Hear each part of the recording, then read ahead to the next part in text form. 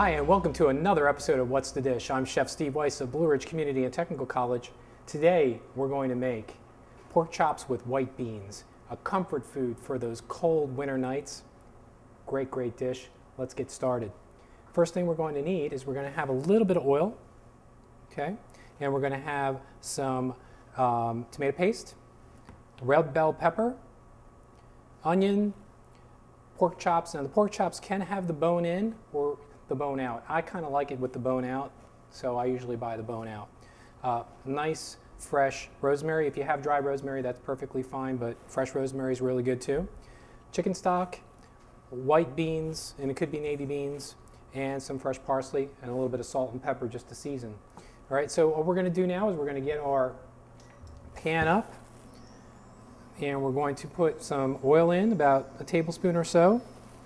In the meantime, we're going to take our onion, we'll chop that up, about a half of an onion.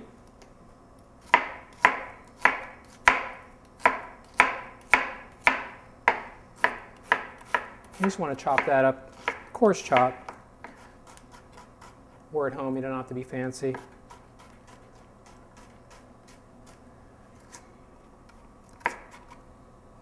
Okay, coarse chop, and that can go into our pan. Same thing with our bell pepper. Bell pepper, half of a bell pepper. We're going to cut it into strips. Turn it, and then we're going to cut it into roughly 1/4 inch cubes.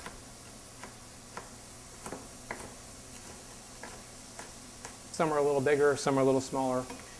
It's okay to a point when it's this small, but if they're really big and really small, they're not going to cook evenly. So you want to try to get them as close to the same size as possible. We'll take our spoon here. I just want to saute that up, get nice and translucent. And we're going to add a little bit of salt and pepper to that. And in another bowl, what we're going to do is we're going to take our chicken stock and our tomato paste, and we're going to mix that up. Better to use a whisk.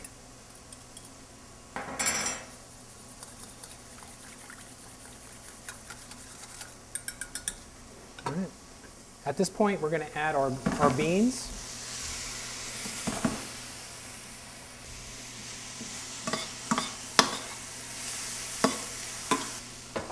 And we're going to add our stock with our tomato paste that we dissolved inside. Okay, we'll let that go. We're going to take some of our rosemary, and we're just going to take the rosemary and just pull it off. Okay, just pull it off, and then what I like to do is put it on the cutting board, and if fresh rosemary especially, give it a nice coarse, just a coarse little chop, just to break it up a little bit so we can get some of that oil, all those nice oils out of there, all those aromatics out of there, and then just put it into your dish. And we'll let that cook, and we're going to let that reduce for a little bit. And again, we're going to add just a little bit more salt and a little bit more pepper. Okay, and we'll let that cook. All right. In the meantime, what we're going to do is we're going to get our pork chop started. So we're going to get our pan nice and hot. We're going to add our oil to the pan. Okay, we want to heat your pan up really, really hot. Make sure that oil is nice and hot. And then what we're going to do is we're going to add our pork chops.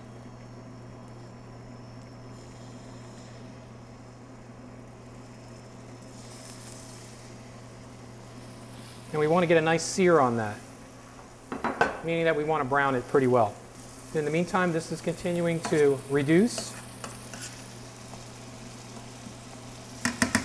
One thing about searing meat, and you want to get it nice and brown, you want to leave it where it's at. You don't want to move it around. You can look underneath it every now and then, but you really don't want to move it too much, because if you do, you have a tendency to get that grayness. And we don't want a gray piece of meat. We want something that has caramelization to it. We want that nice brown, because it's going to add some flavor. So we're not really going to touch it too much after this.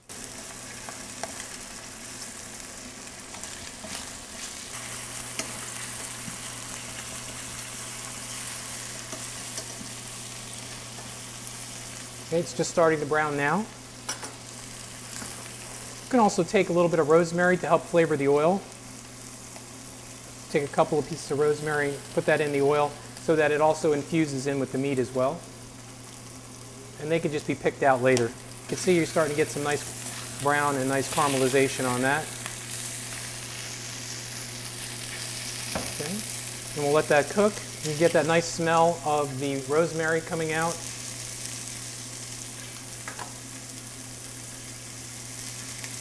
Probably about five minutes on either side. 4 to 5 minutes, depending upon how thick your pork chop is. I buy cuts of pork chops that are actually a little bit thinner as opposed to the thicker ones. But if you do the thick ones, that's perfectly fine. But what I would end up doing is sautéing them on either side and then finishing them in the oven for about 15 to 20 minutes. All right, so what we're going to do now is we're going to take our mixture and we're going to pour it right on top.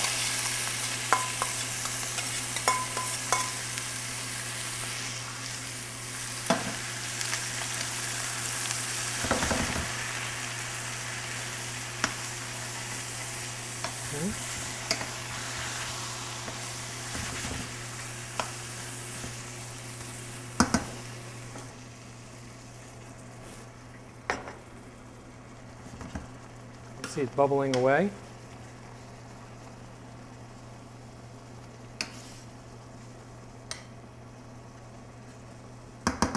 And you can put a lid on this and let it. You can put a lid on this and just let it cook for probably another 2 or 3 minutes.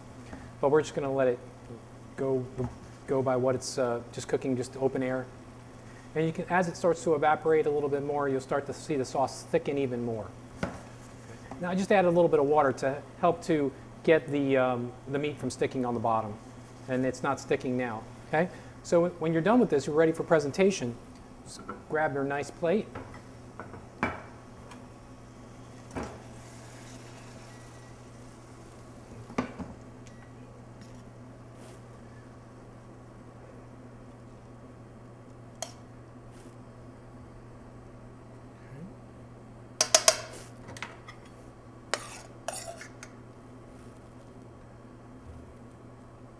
Nice bunch of beans on there.